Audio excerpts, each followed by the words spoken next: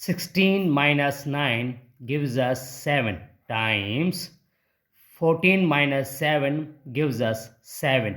Finally, 7 times 7 gives us 49.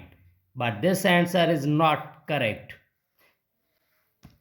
because according to order of operation, first we do parenthesis, then exponent, then multiplication or division, finally addition or subtraction. Remember that, and multiplication and division have equal priority, and we have always worked from left to right. Same applies addition and subtraction. In this expression, here is subtraction, multiplication, parenthesis, inside the parenthesis only subtraction. So first we do parenthesis. Now 16 minus 9 times, here 14 minus 7 gives us only 7.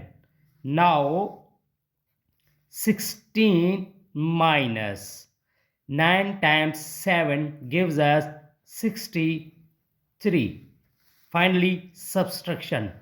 16 minus 63 gives us minus 47. This is the right answer.